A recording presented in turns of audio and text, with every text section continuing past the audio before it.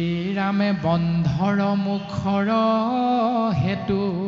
হেতু মানে কাৰণ, বন্ধনৰ পৰা মুকলি হৈ থাকিব পৰা কাৰণটো বুজি পায়। বন্ধৰ মুখৰ হেতু দেখি ব্যাসৰিষি ভাগৱত শাস্ত্ৰ পাছে কৰিলা হৰিষি। এই জেনেৰেটৰটো অন কৰি থৈ দিব লাগে, এইটো বন্ধ কৰিবই নালাগে, এইটো ৰানিঙত থাকিবলৈ কৈ দিয়ক।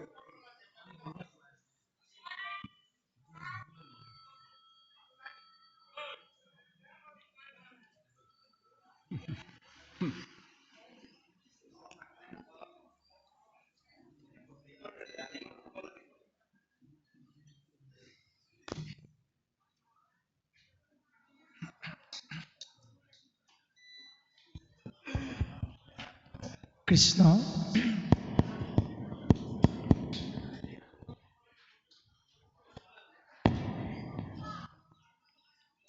কৃষ্ণ বন্ধনৰ পৰা মুকলি হৈ থাকিব পৰা কাৰণটো বুজিব পাৰি ব্যাসদেৱে 18 নম্বৰ ভাগী মহাপুৰাণ ভাগৱত শাস্ত্ৰ প্ৰণয়ন কৰিছে। আৰু তাকেই সংসাৰিক কৰি কৃপা প্ৰচাৰিলা সুকে। অভিশপ্ত ৰাজা পৰীক্ষিতৰ অপৰাধ কৰ্মৰ পৰা মুকলি হ'ব পৰা উপায়টো কেৱল যে গোবিন্দ মহাপ্ৰভু কৃষ্ণ গোসাঁইৰ নিৰ্গুণ নামত শৰণ গ্ৰহণ, আৰু এই বস্তু যে কেৱল শ্ৰীমদ ভাগৱত শ্ৰৱণ কীৰ্তন, এইবাবেই শুকগুৰুৱে ৰজা পৰীক্ষিতৰ আগত প্ৰকাশ কৰিছে। কাৰণ হ'ল সংসাৰিক কৰি কৃপা প্ৰচাৰিলা সুকে। সংসাৰী জীৱ, ৰজা পৰীক্ষিতৰো পত্নী আছে, ৰজা পৰীক্ষিতৰো পুত্ৰ আছে, তেওঁ সংসাৰী। আৰু কলিত আপুনি আমি সমস্ত জনায়ো সংসাৰী জীৱ। আমাৰো পিতৃ আছে, মাতৃ আছে, পুত্ৰ আছে, ককাই ভাই ইষ্ট মিত্ৰ কুটুম্ব বংশ পৰিয়াল আমাৰো আছে। গতিকে ৰজা পৰীক্ষিতে ভাগৱত 7 দিন 7 ৰাতি শ্ৰৱণ কৰি এই সংসাৰৰ পৰা তৰিব পাৰিল। তদনুৰূপ আমিও সংসাৰী জীৱ হৈও এই ভাগৱত কৃষ্ণস্তু ভগৱন্তৰ নাম শ্ৰৱণ কীৰ্তন মহাভক্তিৰ মাধ্যমেৰে তৰিব পাৰিম। এয়া শাস্ত্ৰসন্মতে ধ্ৰুৱ সত্য। কিন্তু শুনিব লাগিব কেনেকৈ? চাবোন দুখৰ ঘঁহিব লাগিব কেনেকৈ? এই আগৰ দিনত চাবোন ঘঁহা এটা উপায় আছিল, আপোনালোকে জানে নে নাজানে আমি নাজানো। আৰু এতিয়া চাবোন দুখৰে বৰ বেছি দিন নাযায় গা ধুওঁতে এটা পৰিয়ালত। কিন্তু আগতে চাবোন দুখৰ অলপ দিন যায়। কিয়? কাৰণ আগতে এটা গান আছিল চাবোন ঘঁহি ঘঁহি গা ধোৱা। সেই গানটো কি জানেনে? চাবোন দুখৰ ঘঁহোতে গানটো গায়, উলুইতৰে পানী যাবি অ বৈ। এই যিটো গান যে আছিল জ্যোতি সংগীত, সেই সংগীতটো গাই গাই চাবোন দুখৰ গাত ঘঁহি থাকে কাৰণে সেই সময়ত চাবোন দুখৰ অলপ দিন যায়। কিন্তু এতিয়া আমাৰ চাবোন ঘঁহোতে যিটো গান গোৱা হয় সেইটো হ'ল এই ৰাম্বা হো হো ৰাম্বা হো হো, এই গানটো গাই গায়। অৰ্থাৎ এনেকুৱা এটা ভংগীমাত চাবোন দুখৰ ব্যৱহাৰ কৰাৰ বাবে চাবোন দুখৰে বৰ বেছি দিন নাযায়। গতিকে এই চিন্তাটোক যদি আশ্ৰয় কৰোঁ তেতিয়াহ'লে বুজি পাম যে ভাগৱত শুনিম, ভাগৱত শুনিছোঁ, কিন্তু কেনেকৈ শুনিব লাগে বা কেনেকৈ শুনিছোঁ তাৰ উত্তৰ ভাগৱতৰ প্ৰথম স্কন্ধৰ পদবন্ধত। প্ৰথম স্কন্ধৰ প্ৰথম পদৰ একেবাৰে শেষত যি ভাগ উপদেশ আছে তাত লিপিবদ্ধ হৈ আছে। অ ৰামে শুনা সভা সদ পদ মহাভাগৱত, পুৰাণৰ সূৰ্য শাস্ত্ৰ শুনিও মহত। সেই সভাসদবৰ্গ, ভাগৱত শুনিছা, ভাগৱত শুনিবলৈ ইচ্ছা কৰিছা, তেতিয়াহ'লে শুনা। কিন্তু কেনেকৈ শুনিবা, কি শুনিবা? উত্তৰ হৈছে পুৰাণৰ সূৰ্য শাস্ত্ৰ শুনিও মহত্ব। ইয়াৰ মহান তত্ত্বটো শুনা। কেনেকৈ? ৰাম হুয়ায়ে শৰণ যিজনে শুনৈ আক। এক শৰণীয়া হৈ যিজনে ভাগৱত কথা শুনিব, পাৱৈ পৰম পদ সুখে নিষ্টৰৈ মায়াক। তেওঁ পৰম পদৰ গৰাকী হ'ব পাৰে। পৰম পদকেইটা কি কি? শালুক্য, সাজুৰ্য, সাৰূপ্য, সামীপ্য, মোক্ষ বা নিৰ্বাণ।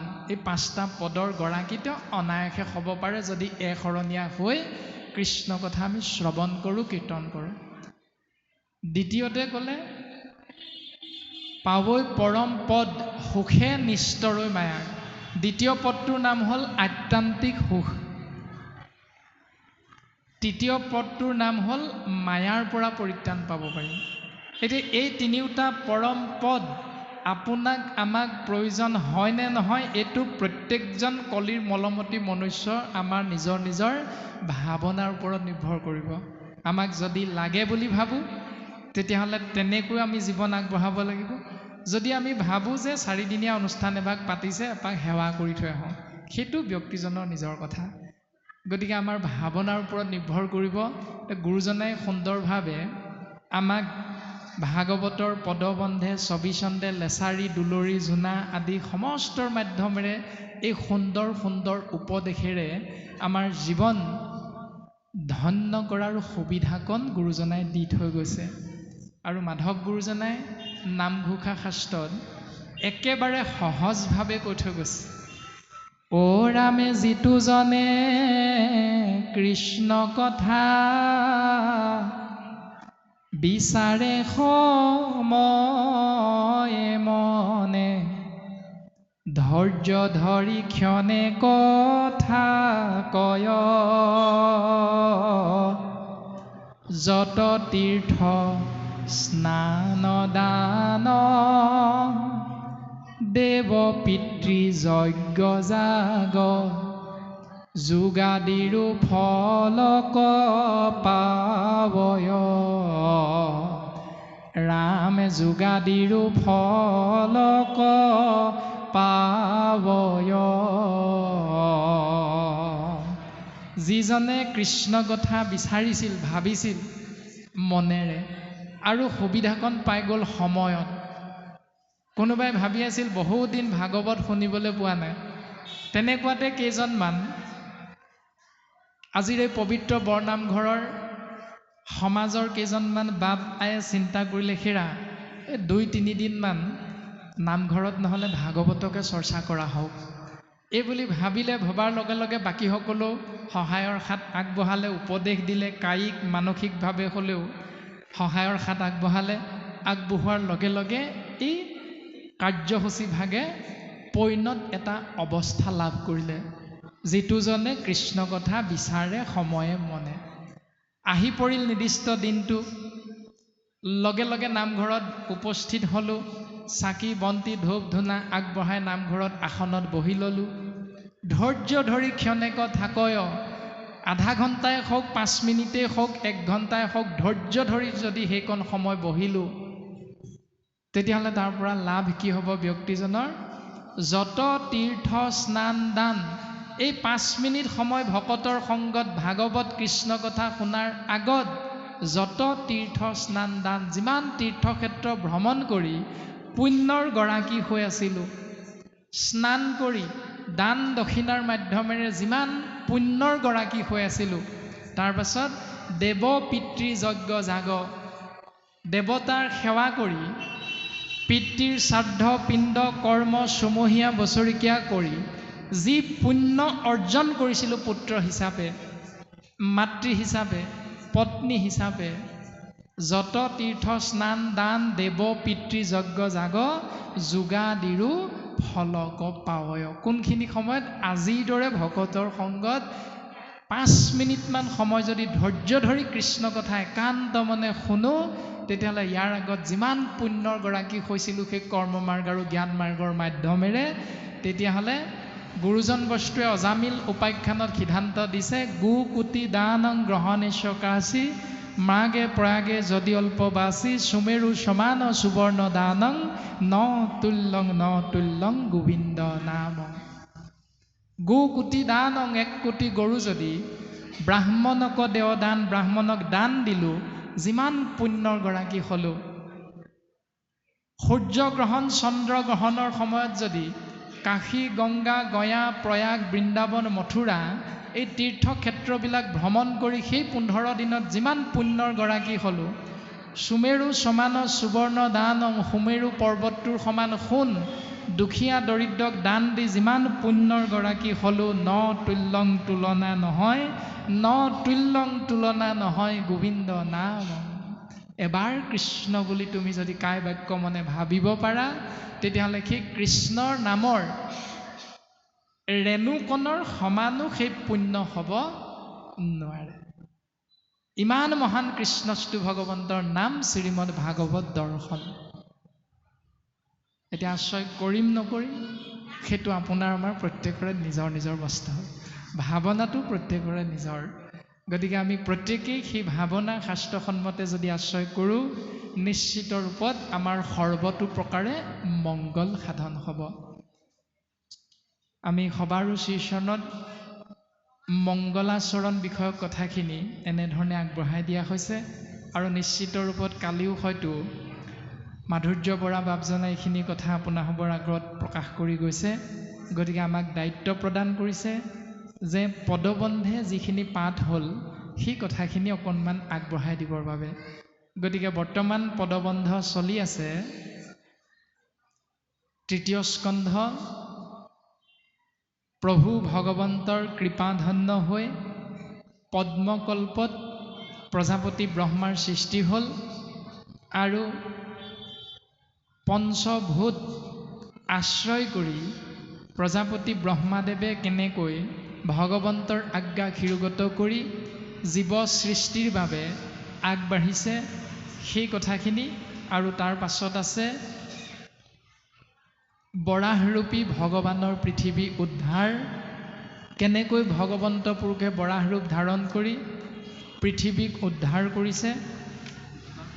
এইখিনি কথাতে বৰ্তমান 2জনা পাঠাচাৰ্যই পাঠভাগ ৰাখিছে আৰু আমাকো উদ্যোক্তা মণ্ডলীয়ে সেই পদবন্ধে কথাখিনি আগবঢ়াবৰ বাবে আজ্ঞা কৰিছে।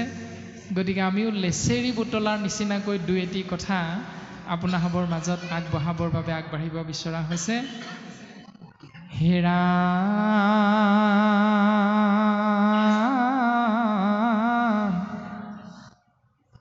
কোনবা উপায়ে ধৰ্ম ৰহিবে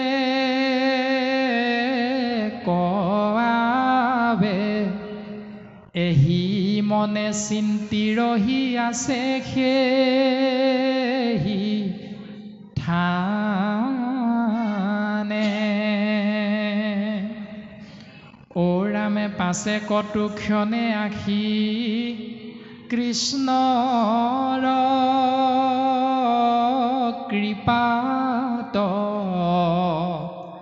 4 গোটা মুখ সন্তে সবে ভৈলা জাত। এনেকৈ পদ্মকল্পত প্ৰজাপতি ব্ৰহ্মাদেৱে ভাবি থাকোঁতেই ভগৱন্ত পুৰুষৰ কৃপাবশত 4খন মুখৰ ব্ৰহ্মা হৈ গ'ল। 1মুখীয়া ব্ৰহ্মা 4খন মুখৰ ব্ৰহ্মা হ'ল। আৰু সেই 4 মুখৰ জৰিয়তে এহি শুনি পুনৰপি বিদুৰে পুছন্ত, কোন মুখে কোন বেদ ব্ৰহ্মাশ্ৰজিলন্ত,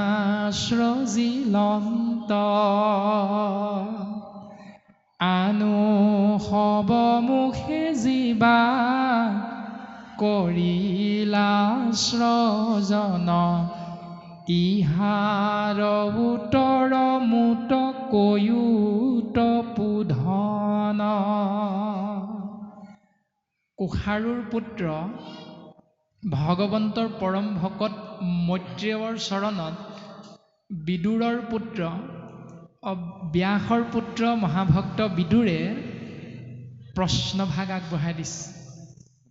হে মৈত্ৰেয় ঋষি, হে গুৰুদেৱ, তুমি মোক কোৱাচোন যে কোনখন মুখেৰে প্ৰজাপতি ব্ৰহ্মাদেৱে বেদ সৃষ্টি কৰিলে আৰু বাকীবিলাকনো কোনখন মুখেৰে সৃজন কৰিলে, আমি জানিব বিচৰা হৈছে।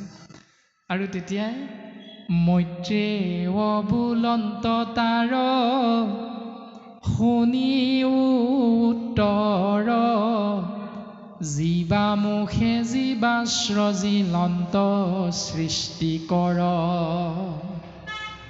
মৈত্ৰেয়ই কৈছে যে হে বিদুৰ, তুমি শুনা, কোনখন মুখেৰে কাক সৃজন কৰিলে তোমাক আমি কওঁ।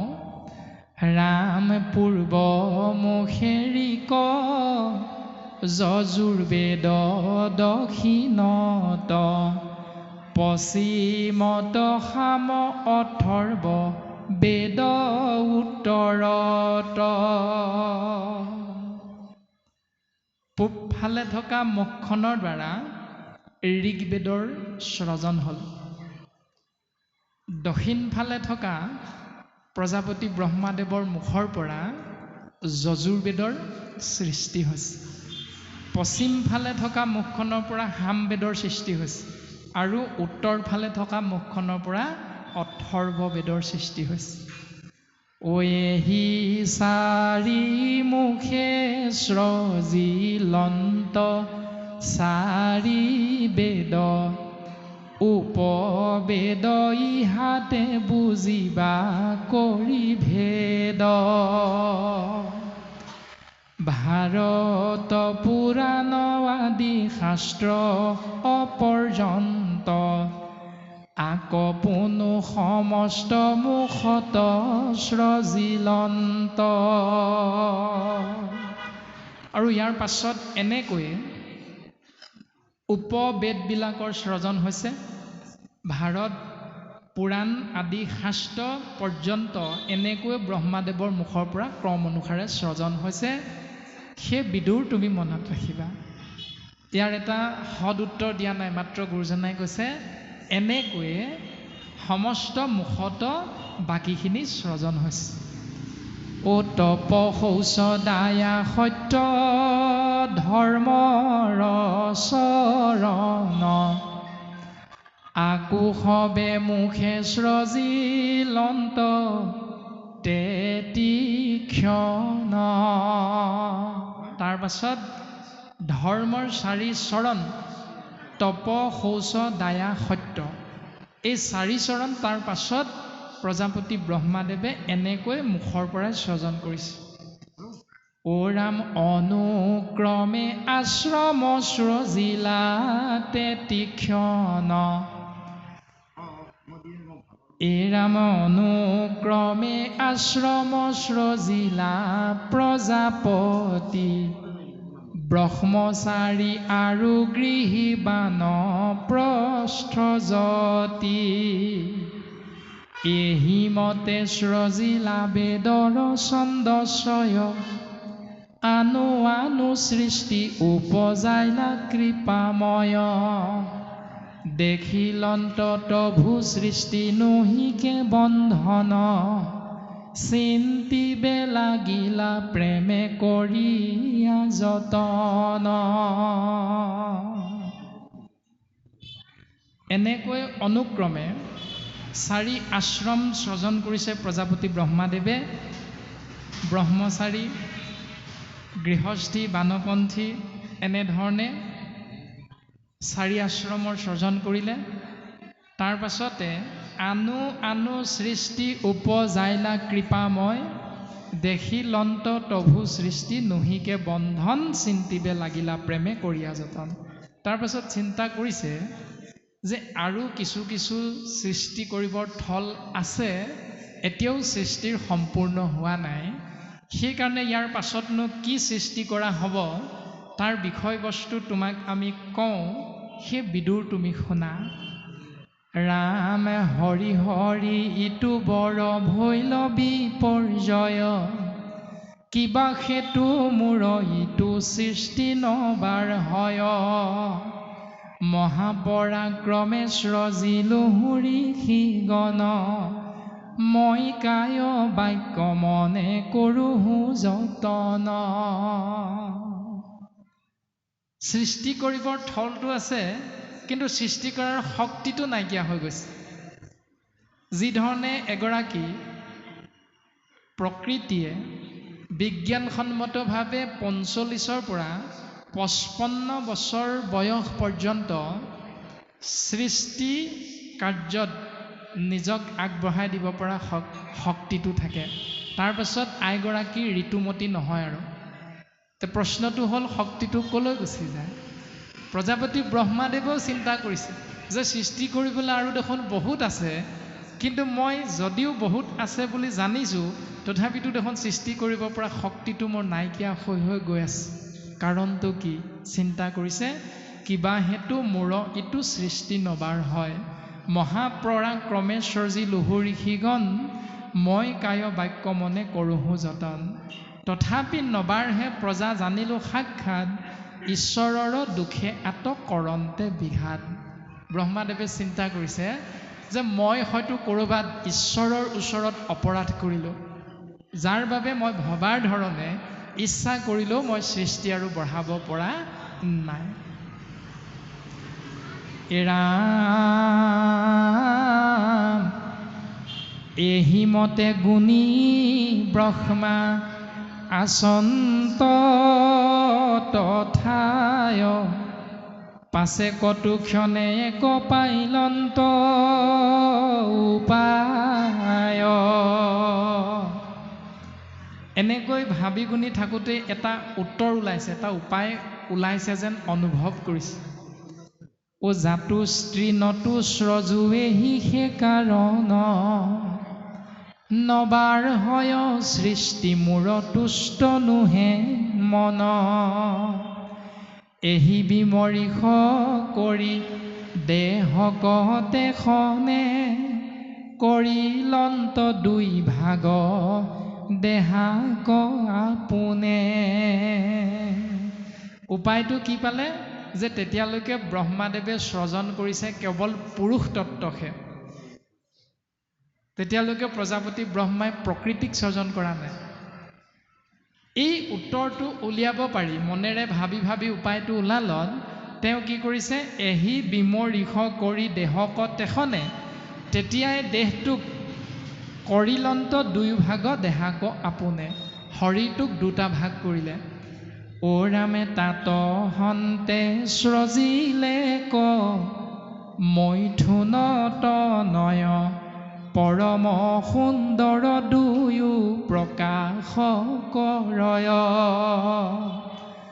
বাম ভাগে জাত ভৈলা কন্যা সুবলিতা, নাহি খুটি খুন সৰ্ব অংগে অনিন্দিতা।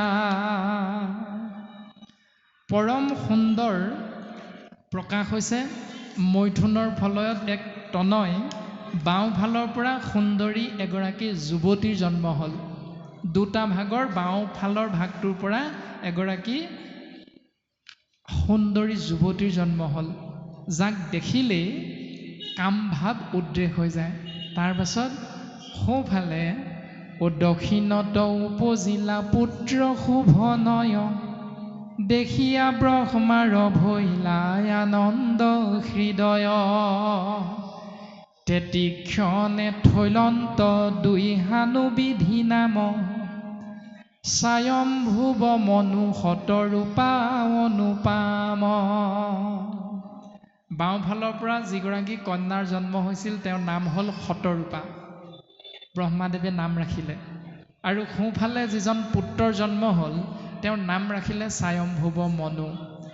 ৰাম স্বামী কৰি শতৰূপা, মনুকে বৰিলা, পাছে দুয়ো মিলি প্ৰজা স্ৰজিবাক লৈলা। তাৰ পাছত শতৰূপাই স্বয়ম্ভুৱ মনুকেই স্বামীবৰণ কৰিছে আৰু দুইজন পতি পত্নীয়ে প্ৰজা সৃষ্টিৰ বাবে পিতৃ ব্ৰহ্মাদেৱৰ আজ্ঞা শিৰোগত কৰি আগবাঢ়িছে। ও ৰামে স্বয়ম্ভুৱে শতৰূপা দেৱীৰ গৰ্ভত জন্মাইলন্ত পুত্ৰ দুই আতি অভিমত প্ৰথম পুত্ৰৰ নাম থৈলা প্ৰিয়ব্ৰত কনিষ্ঠ উত্তান পাদ বৈৰত শকত আকুতি প্ৰসূতি দেৱসূতি নামে খ্যাত পৰম সুন্দৰী তিনি কন্যা ভৈলা জাত। এনেকৈ স্বয়ম্ভুৱ মনুৰ ঔৰসত শতৰূপাৰ গৰ্ভত এটি পুত্ৰ সন্তান জন্ম হৈছে নাম প্ৰিয়ব্ৰত। তাৰ পাছতে আৰু এটি পুত্ৰ সন্তান জন্ম হৈছে নাম উত্তানপাদ আৰু তিনিগৰাকী কন্যাৰ জন্ম হৈছে নাম আকুতি প্ৰসূতি আৰু দেৱসূতি। তাৰ পাছত ও ৰুচি প্ৰজাপতি তৱাকুতি বিহাদিলা কৰ্দম ঋষিত দেৱসূতি কৱৰ্পিলা ব্ৰহ্মপুত্ৰ দক্ষত প্ৰসূতি নিবেদিলা যাহাৰ সন্তানে ইটো জগত ভৰিলা। তাৰ পাছত ৰুচি নামৰ প্ৰজাপতি আকুতি নামৰ কন্যাগৰাকীক বিয়া দিছে, কৰ্দম ঋষিৰ লগত দেৱহূতিক বিয়া দিছে আৰু দক্ষ প্ৰজাপতিৰ লগত প্ৰসূতিক বিয়া দিছে। আৰু এনেকৈয়ে দক্ষ প্ৰজাপতিৰ ঔৰসত প্ৰসূতি নামৰ পত্নীগৰাকীৰ গৰ্ভত যাহাৰ সন্তানে ইটো জগত ভৰিলা। এনেকৈ জগত মানুহেৰে ভৰপূৰ হৈ গ'ল। এই ৰামে সংক্ষেপে সমস্ত কথা কহি ৰংগমন মৌনে ৰহিলন্ত মুনি কুশাৰু নন্দন নমো নমো নন্দৰ নন্দন কৃপাময় তজু নামে মুহুৰ কৰায়ো পৰিচয়।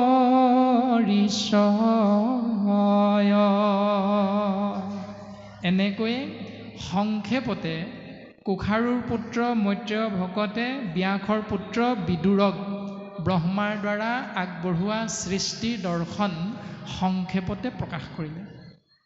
আৰু তাৰ পাছতে প্ৰকাশিত হৈছে বৰাহৰূপী ভগৱানৰ পৃথিৱী উদ্ধাৰ। গতিকে আমি দায়িত্ব পালনৰ বাবে আমিও লেচেৰি বুটলা নিচিনাকৈ সংক্ষেপে কথাখিনি আগবঢ়াই দিয়া হৈছে। দুলৰি ৰাম প্ৰণাম মাধৱ ভকত বান্ধৱ চিদানন্দ ৰূপ হৰি ভকত ৰহিত কৰা প্ৰতিনিত নানা অৱতাৰ ধৰি।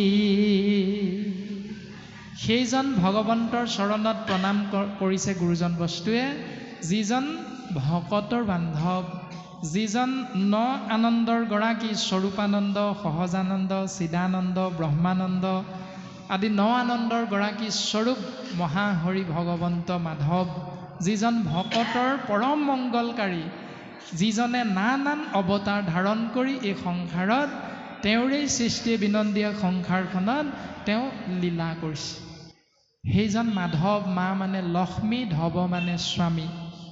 লক্ষ্মীৰ গৰাকী ঈশ্বৰ কৃষ্ণদেৱৰ দুখানি অভয় পদ কমলত জয় জয়তে গুৰুজন বস্তুৱে সেৱা নিবেদন কৰিছে।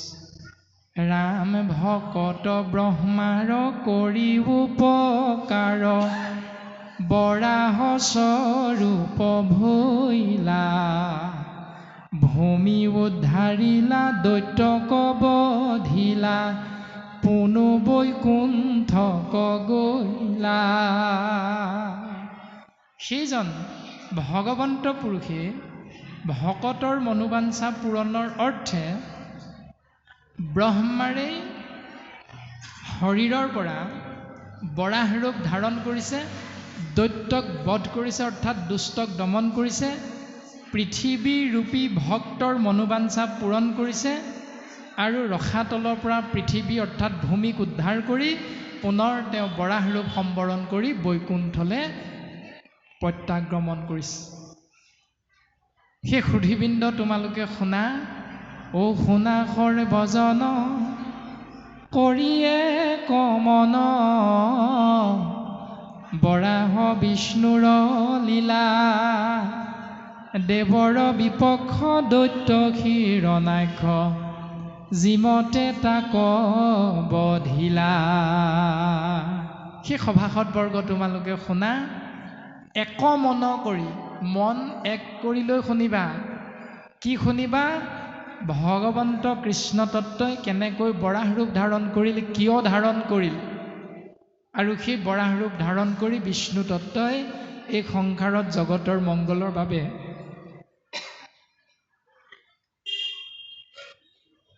কেনেকৈ কৰ্মক ধৰ্ম হিচাপে প্ৰকাশ কৰিছে।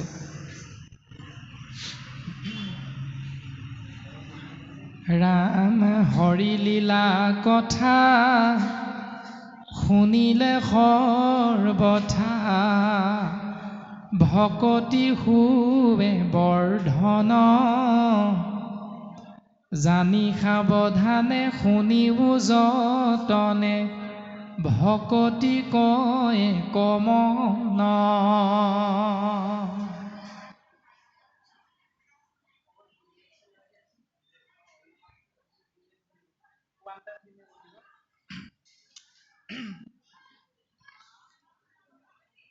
হৰি লীলা কথা শুনিলে সৰ্বথা, ভকতি হুৱে বৰ্ধন, বৰ্ধন মানে বৃদ্ধি হৈ গৈ থাকে।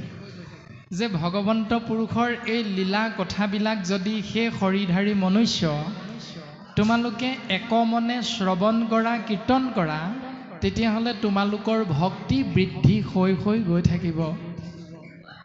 জানি সাৱধানে, এই কথাখিনি জানি লৈ বুজি লৈ সাৱধানে শুনা, যত্ন সহকাৰে ভকতিক একমন, ভক্তিক একমনে আশ্ৰয় কৰা।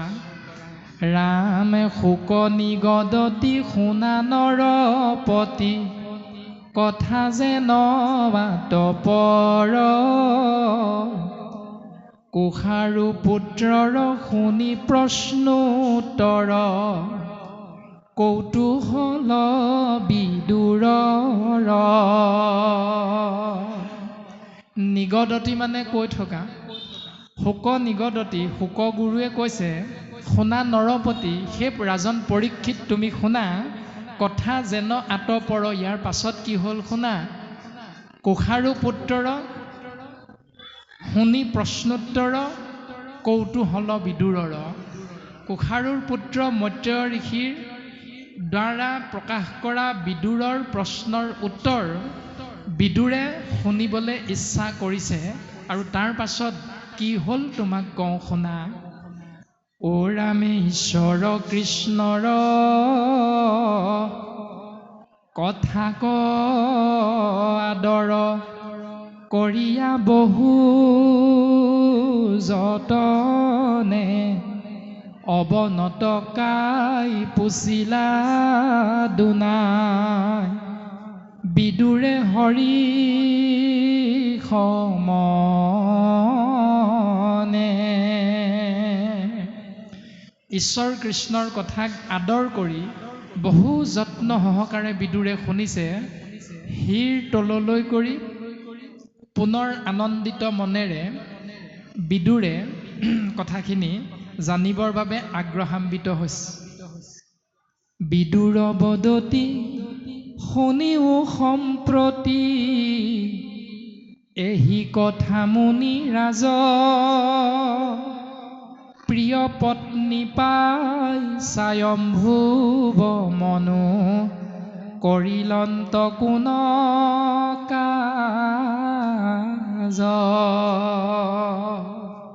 বিদুৰে কৈছে, হে মুনিৰাজ, প্ৰিয় পত্নী শতৰূপাক পোৱাৰ পাছত স্বয়ম্ভুৱ মনুৱে কিনো কৰ্ম কৰিলে জানিবৰ ইচ্ছা হৈছে, মোক কবানে গুৰুদেৱ। ও ৰামে পৰম বৈষ্ণৱ ব্ৰহ্মাৰ তনয়, কৃষ্ণৰ একান্ত দাস এতেকে হেতান চৰিত্ৰ শুনিবে মোহৰ মনে উল্লাস। পৰম বৈষ্ণৱ ব্ৰহ্মাৰ পুত্ৰ কৃষ্ণৰ একান্ত সেৱক এতেকেহে টান চৰিত্ৰ শুনিবে। সেইকাৰণে আমি তেওঁৰ চৰিত্ৰ শুনিবৰ মনেৰে বৰ ইচ্ছা হৈছে গুৰুদেৱ। আমাৰো গাঁওখনত কোনোবাই বিয়াৰ কথা ওলালে অকণমান আঁতিগুৰি ল'বলৈ মন যায় নহয়। বোলে কাৰ বিয়াৰ কথা ক'লা? কেলে আমুকৰ ল'ৰাৰ বিয়া হৈছে নহয়। বোলে ছোৱালী ঘৰ ক'ত? ছোৱালীয়ে কি কৰে? আকৌ ছোৱালী যদি বিয়া দিবলৈ ওলায় বোলে দৰাৰ ঘৰ ক'ত? এই দৰাই কিবা চাকৰি বাকৰি কৰেনে? বোলে দৰাৰ ঘৰত কোন কোন আছে? আদি বিষয়ক কথাখিনি আমাৰ গাঁৱতো আলোচনা হয়। ঠিক তেনেকৈ ভাগৱত শাস্ত্ৰই কৈছে বিদুৰে হেনো জানিব বিচাৰিছে যে ব্ৰহ্মাৰ পুত্ৰ স্বয়ম্ভুৱ মনুৱে ধৰ্মপত্নী শতৰূপাক পোৱাৰ পাছত তেওঁ কি কাৰ্য কৰিলে। এই কাৰণেই জানিবলৈ ইচ্ছা হৈছে, কাৰণ তেওঁ এজন ভগৱন্তৰ একান্ত সেৱক। আমাৰো প্ৰায় তেনেকুৱা কথাবিলাকত আহি পৰে চিন্তা।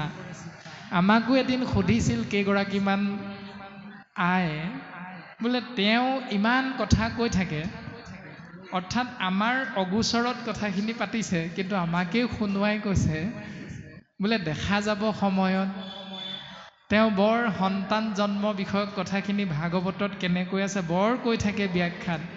তেওঁনো কেনেকুৱা সন্তান এটা জন্ম দিয়া আমি সময়ত দেখিম নহয়। এনেকৈ আমাৰ বিষয়েও বহুতে তেনেধৰণে কথাখিনি কয়। গতিকে শাস্ত্ৰত সেইটো এটা অকণমান বিপৰীতধৰ্মী চিন্তা। এজন স্বাভাৱিক সন্তানে বিয়া বাৰু কৰোঁতে গাঁওখনত বৰ বিশেষ কথা নোলায়, কিন্তু যেতিয়া এজন গাঁওখনত কৰ্ম কৰা চৰিত্ৰৰ যদি অকণমান বিপৰীত ধৰণৰ দৰ্শন পোৱা যায় গাঁওখনত, সমাজখনত, তেতিয়া সেই ব্যক্তিজনৰ ওপৰত প্ৰত্যেকৰে চকু পৰি থাকে যে তেওঁ যিমানখিনি কথা কয় তেওঁ নিজে পালন কৰে নে নকৰে। তেওঁকো আমি সময়ত দেখিম নহয় তেওঁনো পালন কৰিছে নে নাই কৰা। গতিকে সেই কথাটোকে বিদুৰে জানিব বিচাৰিছে। এনেই জানিব নিবিচাৰিলেহেঁতেন, এই কাৰণেই জানিব বিচাৰিছে যে স্বয়ম্ভুৱ মনু প্ৰকৃততে এজন ঈশ্বৰৰ ভকত।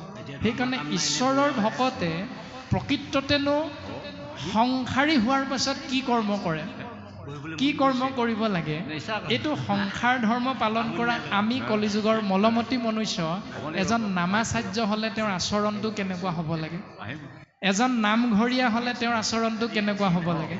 এজন যুৱকে যেতিয়া শৰণ গ্ৰহণ কৰিব, তাৰ পাছত যেতিয়া তেওঁ বিয়া কৰিব, তেতিয়া তেওঁ শৰণৰ নিয়মকেইটা পত্নীগৰাকীৰ লগত সহবাস কৰোঁতে তেওঁ পালন কৰিব পাৰিছেনে নাই, এইখিনি কথা জানিবৰ বৰ ইচ্ছা থাকে। এই কথাখিনি বৰ্তমান পদত প্ৰকাশিত হৈছে। বিদুৰৰ মনৰ ইচ্ছাত গুৰুজন বস্তুৱে পদ্মমুখখনতে প্ৰকাশ কৰিছে।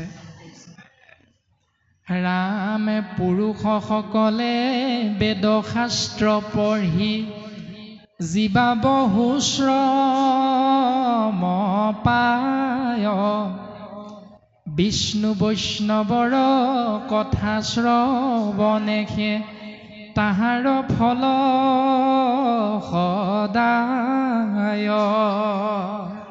স্বাভাৱিকতে পুৰুষসকলে বেদ শাস্ত্ৰ অধ্যয়ন কৰি বহু শ্ৰম কৰি বিষ্ণু বৈষ্ণৱৰ কথা শ্ৰৱণৰ দ্বাৰা তেওঁলোকে সৰ্বতো প্ৰকাৰে মংগল অনুভৱ কৰে।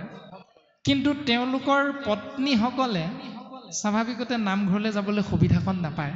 তাত নোপোৱাৰ কাৰণে পত্নীসকলৰ কি লাভ হয়, এনেকুৱা চিন্তাবিলাক আহিছে। আমাৰতো সমাজত দেখিছে আপোনালোকে, যেতিয়া নামাচাৰ্য আসনত বহিব তেতিয়া আইসকলক বহু দূৰত অৱস্থান কৰিবলৈ দিয়ে নাই বাৰু? ভকতৰ সমানে সমানে বহিবলৈ দিয়েনে? নিদিয়ে। কিয় নিদিয়ে? কাৰণ সমাজত এটা প্ৰচলিত বাক্য আপোনাৰ হবে জানে, টনা নাইকিয়া শৰণ নাই। আইসকলৰ টনা নাই, সেইকাৰণে আইসকলৰ শৰণ নাই। কিন্তু একমাত্ৰ এভাগেই সমাজ আছে, যিভাগ সমাজৰ নাম হ'ল শ্ৰীমন্ত শংকৰদেৱ সংঘ। এই শ্ৰীমন্ত শংকৰদেৱ সংঘ সমাজভাগীত আইসকলেও শৰণ ল'ব পাৰে, আইসকলেও ভজন ল'ব পাৰে। আৰু শৰণ ভজন লোৱা মাত্ৰকে এগৰাকী আয়ে বৰতাল বজাই নাম প্ৰসংগ কৰিব পাৰে, গুৰু আসন প্ৰতিষ্ঠা কৰিব পাৰে আৰু নামঘৰত চাকি বন্তি নৈবেদ্য আগবঢ়াব পৰা দৰ্শনটো আইসকলৰ বাবে কেৱল শ্ৰীমন্ত শংকৰদেৱ সংঘত আছে। কাৰণ শাস্ত্ৰই আমাক সিদ্ধান্ত দিছে, শৰণ ভজন ভক্তি আৰু সদাচাৰ যাক জানি নৰ নাৰী তৰুক সংসাৰ। শৰণ ভজন ভক্তি সদাচাৰ যাক জানিলে নৰ তৰুক সংসাৰ বুলি নাই কোৱা, যাক জানিলে পুৰুষসকল তৰিব বুলি নাই কোৱা, যাক আশ্ৰয় কৰিলে নাৰীসকলো তৰি যাব পাৰে। তাৰ আশ্ৰয় কৰা নকৰাটো ব্যক্তিজনৰ নিজৰ ওপৰত নিৰ্ভৰ কৰিব, কিন্তু শাস্ত্ৰই সকলোকে অধিকাৰটো দিছে। কিন্তু সমাজ বিশেষে এই অধিকাৰৰ পৰা আইসকল কিন্তু বহু পৰিমাণে বঞ্চিত হৈ থাকিব লগা হৈছে। সেইকাৰণে আমি আইসকলে চিন্তা কৰিব লাগিব, যদি বাপজন শৰণীয়া বাপজন ভজনীয়া, যদি আইগৰাকী শৰণ নাই তেতিয়াহ'লে অশৰণীয়া আইগৰাকীয়ে ৰন্ধন কৰি দিয়া সিদ্ধমুঠি শৰণীয়া ভজনীয়া বাপজনে গ্ৰহণ কৰিলে তেওঁৰ স্বভাৱ চৰিত্ৰৰ কি পৰিৱৰ্তন হ'ব, সেয়া শাস্ত্ৰত সুন্দৰভাৱে উল্লেখ আছে। দশম স্কন্ধত এগৰাকী চাণ্ডালিনীয়ে যেতিয়া তেওঁৰ আহাৰ ৰন্ধন কৰি আছিল, কথাখিনি খুব সুন্দৰভাৱে আছে। এগৰাকী চাণ্ডালিনীয়ে যেতিয়া তেওঁৰ আহাৰ ৰন্ধন কৰি আছিল, তেতিয়াই স্বৰ্গৰ দেৱৰাজ ইন্দ্ৰই ৰথত উঠি যেতিয়া আকাশ মাৰ্গেৰে গতি কৰিছিল, তেতিয়াই দেখা পাইছে যে পৃথিৱীত এগৰাকী চাণ্ডালিনীয়ে তেওঁৰ ৰন্ধন কৰি থকা আহাৰৰ ওপৰত এখন ঢাকোন দি দিছে। আৰু তেতিয়াই জানিবৰ ইচ্ছুক হৈ দেৱঋষি স্বৰ্গৰ দেৱৰাজ ইন্দ্ৰদেৱে তেওঁৰ ৰথ মৰ্ত্যলৈ নমাই আনিছে আৰু আনি চাণ্ডালিনীক সুধিছে যে, ঐ চাণ্ডালিনী, প্ৰথম প্ৰকাশ কৰিছে যে তই কোন, তোৰ সত্য পৰিচয় মোক দে। তেতিয়া সেই আইগৰাকীয়ে কৈছে, মই জাতত চাণ্ডাল। তেতিয়া দেৱৰাজ ইন্দ্ৰই কৈছে, চি অপবিত্ৰ, অৰ্থাৎ চাণ্ডাল হ'ল আমাৰ সমাজত অপবিত্ৰ এক জাতি বুলি আমাৰ ধাৰণা আছে, নিকৃষ্টতম জাতি চাণ্ডাল। দ্বিতীয়তে ক'লে, ঠিক আছে বাৰু তই অপবিত্ৰ, কোনো কথা নাই, মই যে ওপৰে যাওঁতে তই তোৰ আহাৰ ৰন্ধন কৰাই পাত্ৰভাগীত ঢাকোন দি দিলি, কাৰণটো কি? বোলে তইনো কি ৰন্ধন কৰি আছ মোক কচোন। তেতিয়া চাণ্ডালিনীয়ে কৈছে, মই মোৰ আহাৰ ৰন্ধন কৰি আছোঁ। তই কি খাৱ কচোন, কি আহাৰ ৰন্ধন কৰিছ? তেতিয়া চাণ্ডালিনীয়ে কৈছে, মই গো মাংস মানুহৰ তেজেৰে ৰন্ধন কৰি আছোঁ। পানী নাই, তেজেৰে ৰক্তেৰে ৰন্ধন কৰিছে গো মাংস। তেতিয়া ইন্দ্ৰ দেৱতাই কৈছে যে আকৌ এটা অপবিত্ৰ বস্তু ৰক্ত, আকৌ এটা অপবিত্ৰ বস্তু গো মাংস, তিনিটা অপবিত্ৰ বস্তু আমি পালোঁ। এক হ'ল গো মাংস, দুই হ'ল ৰক্ত আৰু তিনি হ'ল চাণ্ডালিনী। বোলে তই যে ইমান অপবিত্ৰ নিজেও আৰু অপবিত্ৰ আহাৰ গ্ৰহণ কৰিছ, তৎসত্বেও তোৰ আহাৰৰ পাত্ৰভাগীত ঢাকোন দিলি, কাৰণটো কি? তেতিয়া চাণ্ডালিনীয়ে কৈছে, দেৱৰাজ, মাৰিলেও মাৰিব, কাটিলেও কাটিব, আপোনাৰ চৰণৰ ধূলা মোৰ আহাৰত পৰিলে মোৰ আহাৰ অপবিত্ৰ হৈ যাব বুলি জানি মই মোৰ পাত্ৰভাগীত ঢাকোন দি দিছোঁ। ইন্দ্ৰ উৎসৱ খাই উঠিছে, মোৰ চৰণৰ ধূলি পৰিলে তোৰ অপবিত্ৰ দ্ৰব্য বস্তু অপবিত্ৰ হৈ যাব, কাৰণ বোলে দেৱৰাজ আপুনি অশৰণীয়া। সেইকাৰণে শাস্ত্ৰই কোৱা ধৰণে আমি যদি চিন্তা কৰোঁ, প্ৰথম অপবিত্ৰ চাণ্ডালিনী, দ্বিতীয় অপবিত্ৰ তেজ, তৃতীয় অপবিত্ৰ গো মাংস, তাতোতকৈ অপবিত্ৰ হ'ল অশৰণীয়াজন। এতিয়া যদি আমি শৰণ ভজন লোৱা বাপজনে অশৰণীয়া আইগৰাকীৰ হাতেৰে ৰন্ধন কৰা চাহ বা এনেধৰণে দ্ৰব্য গ্ৰহণ কৰোঁ, তেতিয়াহ'লে আমাৰ লাভ কি হ'ব, লোকচান কি হ'ব, ভাগৱতে সিদ্ধান্ত দিছে। চিন্তা কৰাটো আমাৰ প্ৰত্যেকৰে নিজৰ কথা। গতিকে কোন সমাজত আছোঁ, আমাৰ সমাজভাগীৰ নাম কি, এইটো ডাঙৰ কথা নহয়। আমি ভাগৱত শুনি, ভাগৱত পঢ়ি তাৰ দৰ্শনবিলাক আমি গৃহস্থী ধৰ্ম পালনত ব্যৱহাৰ কৰিবলৈ, আশ্ৰয় কৰিবলৈ শিকিছোঁ কেইজনে, এইটোৱে হ'ল আটাইতকৈ ডাঙৰ তত্ত্ব কথা।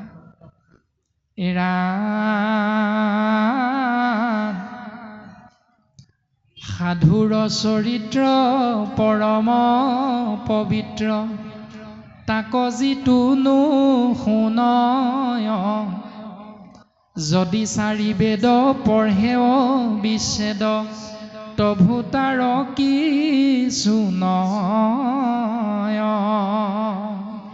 সাধুৰ চৰিত্ৰ হ'ল পৰম পবিত্ৰ জগতৰ মংগলকাৰী তাক যিটো নুশুনয় তাক যিসকলে নুশুনে যদি চাৰি বেদ 14 শাস্ত্ৰত পাৰ্গত তথাপিতো সেই মূৰ্খ জানা মূৰ মত। উদ্ধৱে ভগৱন্তৰ চৰণত 27 ভাগী প্ৰশ্ন নিবেদন কৰিছিল আৰু সেই 27 ভাগী প্ৰশ্নৰ এভাগ প্ৰশ্নৰ নাম হ'ল প্ৰভু পণ্ডিত কাক বোলে মোক কওকচোন, প্ৰভু মূৰ্খ কাক বোলে মোক কওকচোন। তেতিয়া ভগৱন্ত পুৰুষে উদ্ধৱক কৈছে সাধু সংগে মূৰ নাম নকৰে বিচাৰ। যিজনে সাধু সংগ আশ্ৰয় কৰি মোৰ নাম বিচাৰ নকৰে তেওঁ পুত্ৰ দ্বাৰা বিষয়ত কৰৈ মাত্ৰ ৰতি। তেওঁ মোৰ ল'ৰা মোৰ ছোৱালী মোৰ মাটি মোৰ বাৰী মোৰ ধন মোৰ সম্পত্তি এই মোৰ ভাৱনাযুক্ত হৈ এই ভাৱনাতে থাকি সাধু সংগৰ দ্বাৰা মোৰ নাম আশ্ৰয় কৰিবলৈ কোনোদিন ইচ্ছা প্ৰকাশ নকৰে। যদিও তেওঁ 4 বেদ 14 শাস্ত্ৰ যদি 4 বেদ 14 শাস্ত্ৰত পাৰ্গত যদি তেওঁ 4 বেদ 14 শাস্ত্ৰত পাৰ্গত হৈ আছেও তেওঁ সাধু সংগ আশ্ৰয় নকৰাৰ বাবে তথাপিতো সেই মূৰ্খ জানা মূৰ মত। তুমি মনত ৰাখিবা উদ্ধৱ সেইজন কিন্তু মহামূৰ্খ। এতিয়া আমাৰ সমাজত কিন্তু সেইজন পণ্ডিত আৰু শাস্ত্ৰই কৈছে সেইজনে মহামূৰ্খ যিজনে সাধু সংগত মোৰ নাম আশ্ৰয় কৰিবলৈ ইচ্ছা নকৰে। এতিয়া মূৰ্খ কাক কয় পণ্ডিত কাক কয় ইয়াৰ বিষয়বস্তু একাদশ স্কন্ধত খুব সুন্দৰভাৱে কৈছে। গৃহ কাক কয় তাৰো উত্তৰ দিছে, ঈশ্বৰ কাক বোলে তাৰো উত্তৰ আছে, যজ্ঞ কাক বোলে, হম কাক বোলে, দম কাক বোলে, প্ৰত্যেকটো প্ৰশ্ন আপোনাৰ মোৰ মনত যিখিনি আহিছে প্ৰত্যেক ভাগ প্ৰশ্ন একাদশ স্কন্ধত কৃষ্ণ উদ্ধৱ সংবাদৰ মাধ্যমেৰে গুৰুজনে আমাক সুন্দৰভাৱে প্ৰকাশ কৰিছে।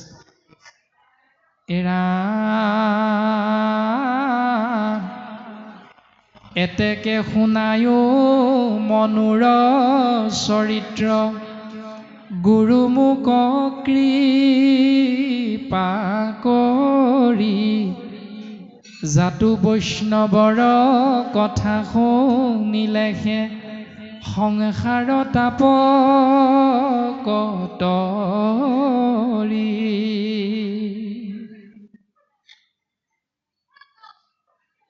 এতেকে শুনায়ো সেইকাৰণে তুমি আমাক শুনোৱাচোন মনুৰ চৰিত্ৰ স্বয়ম্ভুৱ মনু ভগৱন্তৰ একান্ত ভকতৰ চাৰিত্ৰিক বৈশিষ্ট্য গুৰু মুকক কৃপা কৰি সেই গুৰুদেৱ মোক কৃপা কৰি এইখিনি কথা শুনোৱা।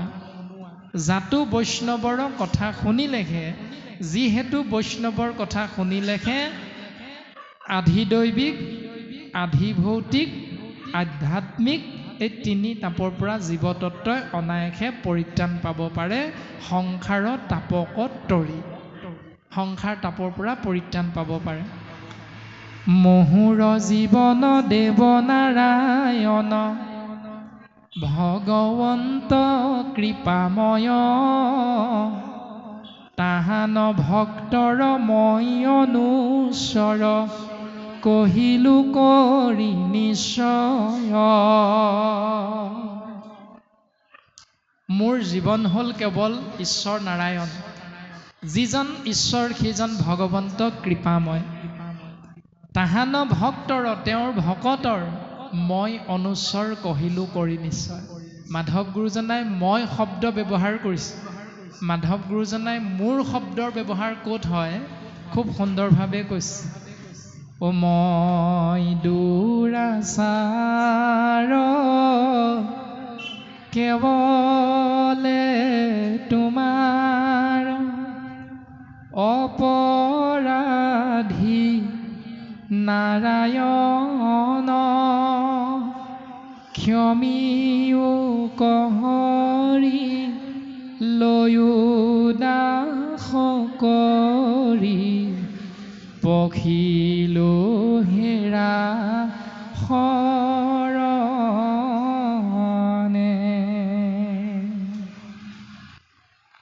মই দুৰাচাৰ প্ৰভু। কেতিয়া? কেৱলে তুমি যদি মোক কৃপা নকৰা তেতিয়াই মই দুৰাচাৰী, আৰু তুমি যদি মোৰ কাষত নাথাকা প্ৰভু মই তেতিয়াই অপৰাধী। গতিকে মই ব্যৱহাৰ গুৰুজনে আমাক দেখুৱাইছে, আৰু সেইকাৰণে বিদুৰেও কৈছে যে মুহুৰ জীৱন দেৱনাৰায়ণ ভগৱন্ত কৃপাময় তাহাৰ ভক্তৰ মই অনুচৰ। মূৰ সম পাপী লোক নাহিকে ই তিনি লোক। যে মোৰ সমান পাপী এই স্বৰ্গ মৰ্ত্য পাতাল এই লোকালোকত দ্বিতীয়জন নাই প্ৰভু। এই বুলি মোৰ শব্দ ব্যৱহাৰ কৰিছে মাধৱ গুৰুজনাই দাসৰো দাস হিচাপে, আৰু বিদুৰেও সেই শব্দ ব্যৱহাৰ কৰিছে যে মই দাসৰো দাস প্ৰভু। হে গুৰুদেৱ, মোক সেই ভক্তৰ কৃপা, সেই ভক্তৰ চৰিত্ৰিক বৈশিষ্ট্য মোক তুমি শ্ৰৱণ কৰোৱাৰ পৰা আঁতৰত নাৰাখিবা গুৰুদেৱ। এইকণ কৃপাৰ পৰা তুমি মোক বঞ্চিত নকৰিবা। অ ৰামে জানি মোৰ মন কৰিও শ্ৰৱণ, ভক্তৰ চৰিত্ৰ যত এহি মানে মই কৰোঁ প্ৰাৰ্থনা, বাপত যু চৰণত। হে গুৰুদেৱ, এই সেৱা আমি তোমাৰ চৰণত প্ৰাৰ্থনা হিচাপে নিবেদন কৰা হৈছে। তুমি আমাক এই কৃপাৰ পৰা বঞ্চিত নকৰিবা গুৰুদেৱ। কৃষ্ণ। আমাৰ পাঠাচাৰ্য বাপ দুজনাই আমনি লাগিছে নেকি? কৃষ্ণ।